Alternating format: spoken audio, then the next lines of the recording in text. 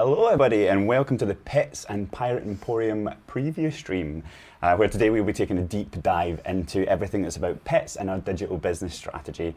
All this alongside some of the exciting new features coming to the Smuggler's Fortune update on the 11th of September. And we'll also be joined by by Joni, our executive producer, and Barbara, the handler here, is handling little Antonio, and Drew Stevens, senior producer, later on in the show. We'll also be taking questions later on, so please do get thinking of the questions as we go through and show some of the videos here. And we'll be joined for some of the show by our little pet consultant here, Antonio. So do keep tuning in to see how he gets on. We won't be showing live gameplay today, but we will be showing lots of videos for you to look at. And just to start this off, we're going to be showing this as a test of your presenting talent. So. We'll be going straight into a preview of Wednesday's content update, where we're going to be showing you a bit about the Pets and Pirate Emporium. So let's take it away from here. We are proud to announce the grand opening of the Sea of Thieves Pirate Emporium. This store is the home of new and exclusive items, which can be yours in exchange for ancient coins, a new currency in Sea of Thieves that you can purchase with your hard-earned real-world cash. There's also a small chance of finding rare ancient skeletons in the world, who carry bags of ancient coins on their backs. Hunt them down and show them the business end of a blunderbuss to claim those ancient coins for you and your crew. And there's something for everyone. The initial launch items include pets, new emotes, and premium ship liveries. Ever wanted a feathered friend at your side as you sail across the seas? Sorted! How about exploring the depths of a shipwreck with an adventurous capuchin? We've got you covered.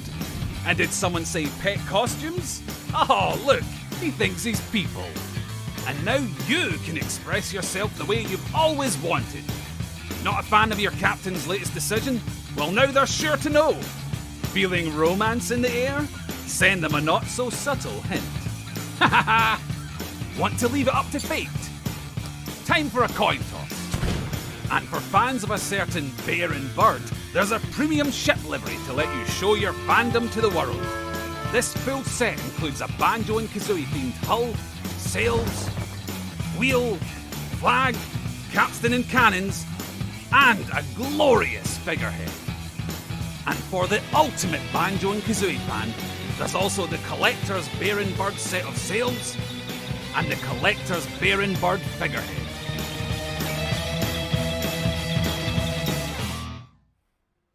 Well, I hope you enjoyed that. I know we're super excited for Pets to be coming here. I know Antonio's getting very excited behind me. So he's been joining as our little pet consultant. He has a squirrel monkey, and of course we talked about Barbary monkeys and capuchin. I hope I say that right. Yeah. So squirrel monkey's not confirmed. Squirrel monkey's not confirmed. However, Barbara, can you tell us a bit about Antonio? He is 7 years old, and he was born and bred with us. So mum and dad is still living back in his big enclosure. He has been habituated to be able to come and visit with friends and neighbours and do things like this. Today he came with his auntie Tia, just so that he always travels with a friend. And as you can see now, he's very comfortable and relaxed. He sat there nicely with his tail coming up through his arms, and that tends to be how they will sleep. Yeah. So he's very chilled. He's so well behaved. Such an amazing. Yes, I think he likes someone. Yeah. Oh, hang on, you're getting a turn now. That's true. Thank you for making me not feel left out. So just in time for me to ask you some questions. Yeah. Sorry. It's every time we talk, So basically, we announced Pets way back at the launch of the game, and we announced that it was going to be a part of our strategy, a digital business strategy there. So what's kind of exciting and different about Pets? Well, we've always wanted Pets to just have this kind of emotional attachment, right? As you and Antonio have formed one pretty quickly, but you know, we really just wanted this emotional attachment so that when you have this pet, you can name it. Obviously, you can, and it will follow you around. You can put it in the kind of the hangout spots that you want on your boat or on the rowboat, and it just feels like it's part of your crew. It just adds life and fun and charm, and it has that that kind of lifelike reaction to things that happen in the world and things, and it just feels alive, and it just feels like it's kind of part of your crew. And yeah, just like Antonio over there. But no, it's so cool to have this this live monkey on our stream today, isn't it? It's great. We're just going to talk about this. Yeah. So we did record a video with Mike Chapman and Josh Mitchell, and we'll be cutting to that now, where we did a kind of deep dive into how we made pets. So roll the video. Hello and welcome to another behind the scenes on Sea of Thieves, where today we're talking about the cutesy wootsy little pets. And today I'm joined by Mike Chapman and Josh Mitchell, and we're going to talk all about what they are and why we brought them to the game. So why did we decide on pets? Pets has been one of those kind of requests from a community for quite a while, and I think there's so many ways that we could have kind of realised pets in Sea of Thieves. But when we kind of looked at what the feature could be and how it could be represented in our game, we really wanted to go beyond the idea that the pets were just an extension of the pirate. They were just like a cosmetic that followed you around. We loved the idea that they could become like a sidekick, and also the sense that they could feel like another member of the crew. So when we looked at pets, we wanted them to have, beyond the expected functionality, like being able to name them, being able to customise them with outfits, we wanted them to have behaviours that made them feel like they were alive and they were part of the crew. So what can we expect from some of these behaviours, Josh? Well, we wanted them to feel like they were their own creatures, like the ship was their home, and then when you went out on adventures, they would follow you, and they would want to be with you and experience the thing you're experiencing, fighting skeletons and going quests. So what are some of those mechanics that we can expect? I know one of them is like when you do emotes, they also do emotes, is that correct? That's true, yeah. Whenever you do an emote, they're going to recognize what you're doing, and they're going to kind of join in, like you play an instrument. They will dance, etc. And so what can we expect of this from a social mechanic? That was kind of a big part of why we wanted to bring them to the game, was the opportunity they could become like a toy for the crew. So even if you yourself haven't purchased a pet, you could still come across players in the world that own a pet, or you play on a crew that has a bunch of pets, and you can see them, you can also interact with them. So rather than the idea that they're just following a character, they can go and hang out on positions on the ship. So sometimes they make their presence known and they'll come and sit by you on the helm, or maybe they'll fall asleep on the bed, or they'll go and hang out near the ship's bell.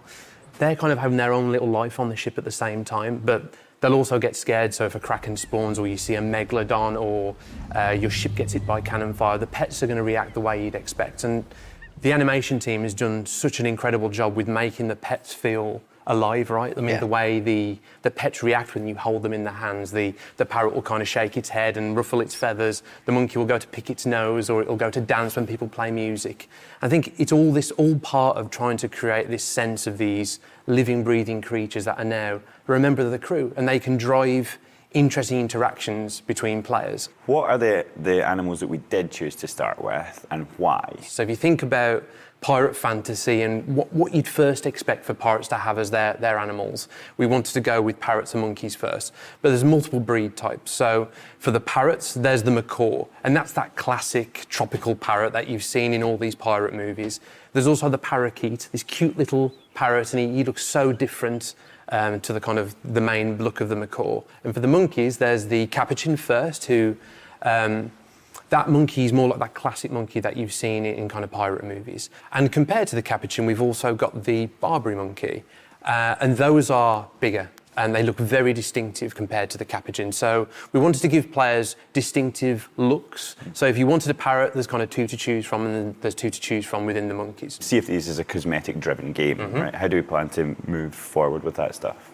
So for each breed, we're going to have its own outfit that you can pick from. And then within each breed of monkey and parrot, we're actually going to have different colors. So every player can choose sort of which monkey or parrot they identify with, and like which one's going to be theirs specifically. Yeah, and I think that plus the ability to name your animal, it really gives that sense of that's your parrot, that's your monkey, that's your little kind of friend that accompanies you on all these adventures. Yeah, we've had some creative names in here. Yeah, I think Thank You Mike Chapman was my favourite. That's a good one. Big Monkey was also. When we're talking about pets, how does the player interact with it? How do they choose their pet? Where do the pets come from? How do we move around the ship with them? Right outside of the Pirate Emporium, there's going to be a pet chest on the ground. And you can access your pet from there on any outpost, Or on your ship, we also have a new interaction chest, which is going to be the pet chest. So you can go in there, you can choose which pet you want to bring out of yours, which outfit you want it to be wearing, and then you can name it from there as well. So once your pet is out of the chest and it's with you in the world or on the ship, you can pick it up, you can pet it, you can bring it around, show it off to people. And then around the ship, we have certain hangout spots, many of which will be perch spots as well. So like around the helm, there's spots you can just put your pet while you're on the wheel. Over the bow, pretty much all over the ship. You could just have them there and they'll stay there. So if you want to leave the ship, they'll be there while you're on your adventures if you want to be sneaky or whatever. We've also got the pet cages, right? So long-time players of Sea of Thieves will know that we've always had these pet cages in the galleon's captain's cabin, and we've now made these interactable. So you'll be able to go up to the latch, kind of interact with it, the door will open, you'll be able to place your pet inside and you can shut them inside. So if you want to keep tabs on them and know where they are, you can put them in these cages, and that's gone down really well with our insiders. So we've actually placed those cages in the brig and also in the sloop. So no matter how you choose to play Sea of Thieves, you've got this designated place where you can place the pet. We've discussed today what we're going to expect at launch for pets. What can we expect in the future? So this is very much just the start. Like, as you can imagine, there's a bunch of awesome things that we want to do around the pets, especially in terms of the options for different pet types. And sure, if players, long-term players of Sea of Thieves, they've seen older trailers, they've seen different animals, and I think just the idea of different things that could be on the ship with you, absolutely you're going to see that. And also more customization options, more outfits. But this is just the start for pets. You're going to see the options that you have available to you expand as we proceed over the next months. Well, thank you very much for the insight, guys, and you'll all be able to get your hands on pets when they come out with the Smuggler's Fortune update on the 11th of September. See y'all soon. Well, that was awesome. I hope you enjoyed the deep dive into pets there. So what would you say, Joe, your favourite thing about pets is?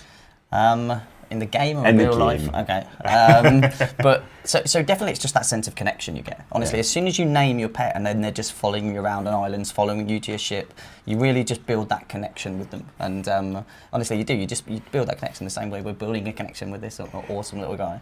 And but that's the thing. It feels like you've just got this companion now when you're out at kind of sea. But I'd love, because as soon as you name it, I just call him like by his name. Just Getting mealworms thrown at me from a distance. It's, hello. Yeah. But that's the thing for me. You form that connection instantly. I just love that feeling really. Awesome. Well, I know we're going to go straight into another video here all about the Pirate Emporium, but